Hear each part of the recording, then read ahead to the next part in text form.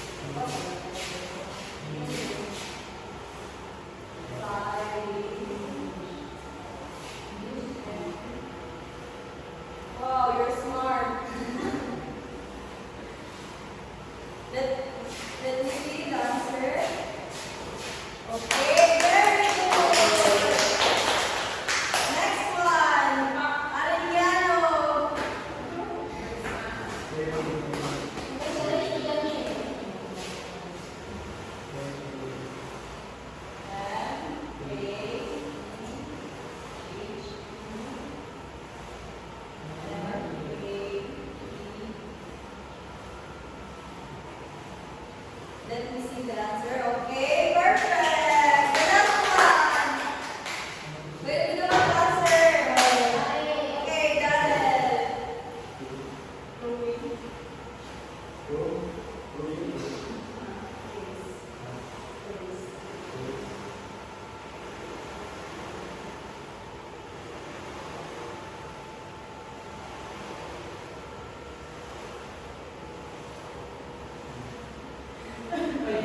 Daniel.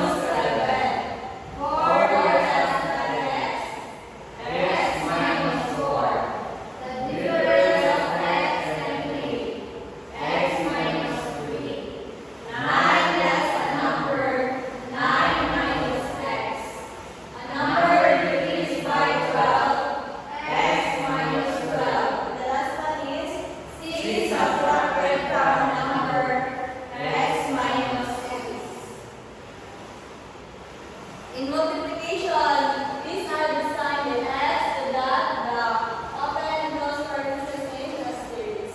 The keyword are times, the product of, twice, the double, thrice, the triple, or multiplied by and of. For example, in 8 and 8 times and in 14z, the product of 14 and z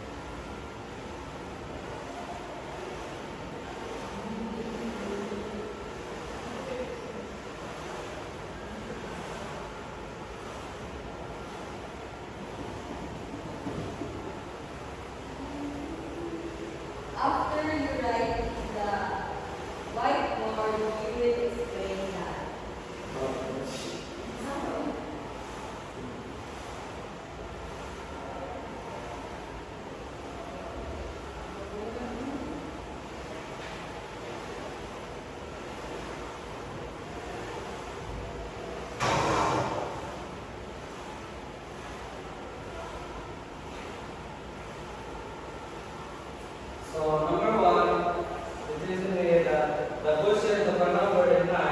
So the translation is x and 9. Then number 2, the product of 5 and y added to 3. So this is the translation 5y plus 3. Then 12 more than a number. So this is the translation x plus 12. Then number 4, 2x minus 5. So this is the translation twice a number plus twice a number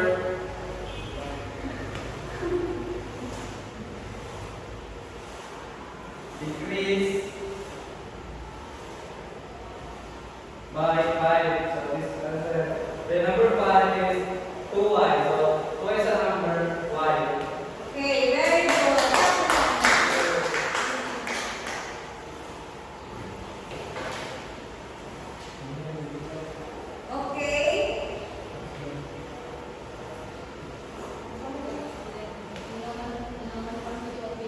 Okay. Okay, I think you understand our topic. I will give you some activity and get one half sheet of paper to answer this activity. I will give you 10 minutes to answer.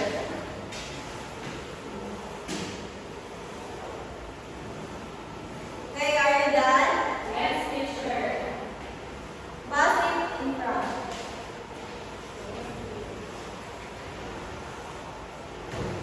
Okay, very good.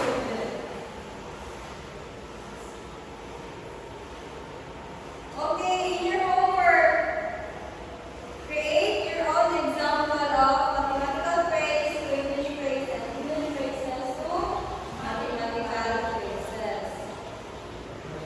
Okay, that's all. Thank you, class. Goodbye, everyone.